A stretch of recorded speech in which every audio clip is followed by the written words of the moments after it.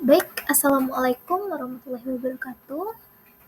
Saya Dinda dengan NIM 23034133033. Di video pembelajaran kali ini untuk memenuhi tugas mata kuliah ilmu lingkungan dengan dosen pengampu Ibu Fitri SKMM Biomed.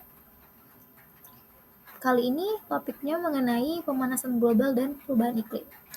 Saya dan rekan saya Sahrul akan menyampaikan materi ilmu lingkungan kali ini. Namun mohon maaf sebelumnya Ibu kalau Sahrul tidak bisa hadir karena beliau sedang sakit cacar. Harap dimaklumi. Baik, di sini kita akan lebih mengenal dulu definisi dari pemanasan global. Jadi pemanasan global itu merujuk pada peningkatan suhu rata-rata di planet bumi akibat dari efek rumah kaca yang disebabkan oleh aktivitas manusia. Penyebab utamanya dari emisi gas rumah kaca, terutama CO2 dari pembakaran fosil. Nah, fenomena pemanasan global ini kan berdampak di seluruh belahan dunia. Itulah yang disebut global warming, sehingga menyebabkan efek seperti perubahan pola cuaca, mencairnya es di kutub, dan juga meningkatnya air di permukaan laut. Nah, apa sih penyebab dari pemanasan global sendiri? Nah, yang pertama adalah emisi gas rumah kaca. Sebenarnya kita harus tahu dulu apa itu dari efek gas rumah kaca. Kalau ingat dulu waktu SD, SMP, SMA kita belajar sering ada gambar kalau efek rumah kaca itu kayak gedung-gedung kaca. Benar atau tidak? Tapi sebenarnya kita salah paham, teman-teman. Jadi efek rumah kaca itu bukan disebabkan oleh pembangunan dari rumah-rumah kaca, bukan. Jadi efek rumah kaca itu diibaratkan bumi kita. Bumi kita itu adalah rumah kaca. Nah, ketika terjadinya pembakaran fosil atau akibat dari asap-asap kendaraan dan asap-asap industri, itu yang dikeluarkan di atmosfer bumi ini dan dia tidak bisa keluar sehingga terperangkap di dalam bumi. Namanya bumi kita ini sebagai rumah kaca, jadi otomatis dia mantul. Nah, sehingga gas-gas tadi mantul lagi ke bumi, tidak bisa keluar dari atmosfer, menyebabkan bumi kita ini semakin hot, semakin panas. Jadi itulah pengertian dari rumah kaca sendiri, efek rumah kaca. Jadi bumi ini diibaratkan sebagai rumah kaca begitu. Jadi kita salah paham, guys. Nah, yang kedua, peningkatan suhu bumi. Gas-gas yang terperangkap di dalam atmosfer inilah yang menyebabkan adanya perubahan iklim. Nah, perubahan iklim itu kan disebabkan oleh suhu yang meningkat. Otomatis ekosistem yang ada di dunia ini terganggu. Nah, kira-kira apa sih penyebab dari suhu bumi ini meningkat? Ya balik lagi, aktivitas manusia. Gaya hidup kita yang ketergantungan akan energi fosil dan konsumsi yang berlebihan itu menjadi faktor pendorong dari meningkatnya emisi gas rumah kaca. Begitu. Nah, lanjut dampak dari pemanasan global. Yang tadi, pola cuacanya berubah. Ketika suhu meningkat, maka akan terjadi bencana-bencana, banjir, terus kekeringan. Benar? Dan yang namanya secara global, itu pasti akan mempengaruhi es di kutub, pencairan es di kutub, dan glasier akan menyebabkan kenaikan permukaan laut. Kira-kira apa penyebab dari kenaikan permukaan laut ini yang mengancam daerah-daerah pesisir dan pulau-pulau kecil, sehingga habitat spesies yang ada di sana itu mulai terancam dan terjadinya kepunahan spesies. Dan ini artinya dari seluruh ini ada hubungannya semua guys, dan itu akibat dari sebab dan akibat. Kepunahan spesies itu contoh kayak misal nih kerusakan terumbu karang, itu kan artinya habitat dari ikan-ikan terancam spesies-spesiesnya. Yang terakhir itu masalah kesehatan. Jadi pemanasan global itu berdampak sekali terhadap kesehatan.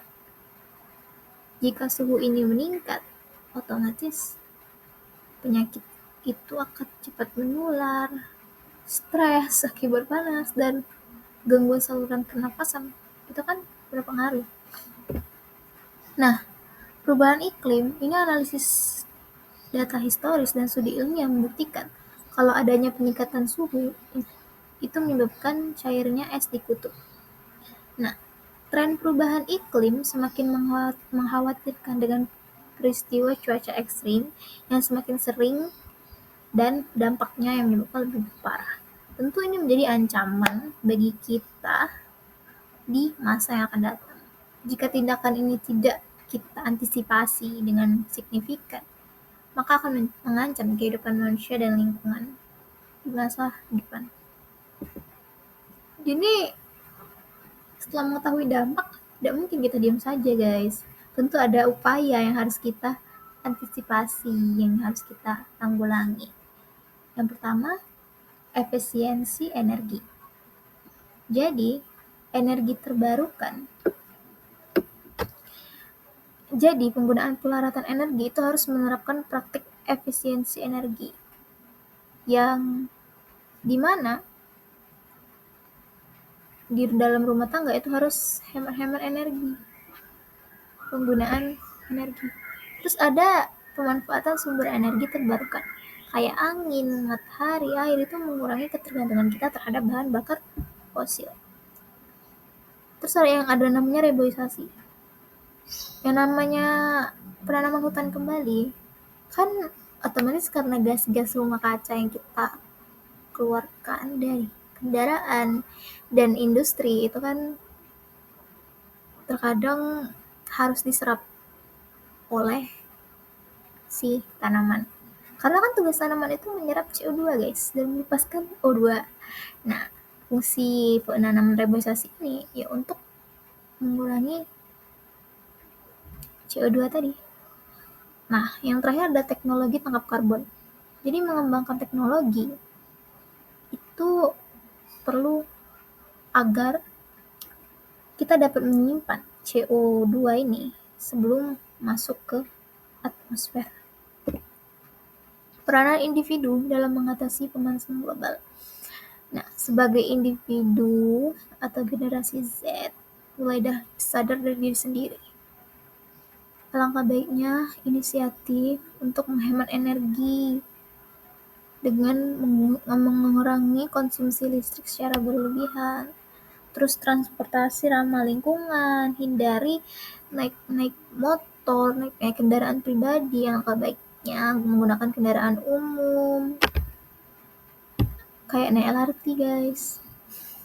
Nah, gaya hidup ramah lingkungan juga berpengaruh. Jadi mengurangi konsumsi, mendaur ulang, dan memilih produk yang ramah lingkungan supaya mengurangi jejak karbon. Gitu.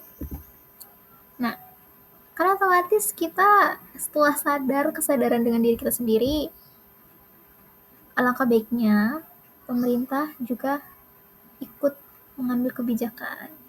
Kayak namanya kebijakan dan regulasi, itu bisa mengendalikan emisi supaya mendorong energi terbarukan dan melindungi lingkungan. Terus ada insentif dan dukungan. Jadi pemerintah itu harus menyediakan insentif dan dukungan bagi masyarakat supaya kita itu bisa mengadopsi praktik ramah lingkungan dan kerjasama internasional. Kerjasama global dalam bentuk perjanjian, pendanaan, dan juga berbagi teknologi itu diperlukan supaya perubahan iklim ini bersifat lintas batas. Inovasi apa sih untuk mitigasi perubahan iklim? ya adanya energi terbarukan, kayak pengembangan teknologi panel, surya, turbin angin, dan pembangkit listrik hidro yang efisien dan terjangkau. Terus ini efisiensi energi itu perlu juga. Jadi di bidang peralatan kayak bangunan, hemat energi, sistem transportasi yang lebih efisien. Jadi kesimpulannya, dan apa sih langkah ke depan yang harus kita ambil? Ya komitmen bersama. Jadi mengatasi suatu perubahan iklim dan kebutuhan komitmen dan tindakan nyata itu dari inisiatif dari individu kita masing-masing.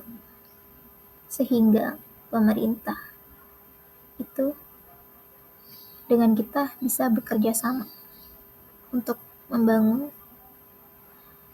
Indonesia yang ramah lingkungan. Dan juga inovasi dan teknologi. Jadi pengembangan teknologi harus efisien dan ramah lingkungan untuk menjadi kunci untuk memitigasi dampak dari perubahan iklim. Dengan kolaborasi dan dedikasi yang kuat antara kita dan pemerintah, itu akan lebih berkelanjutan dan ramah lingkungan. Jadi guys, intinya globalisasi dan perubahan iklim itu tuh saling berhubungan. Mereka terjadi karena sebab dan akibat.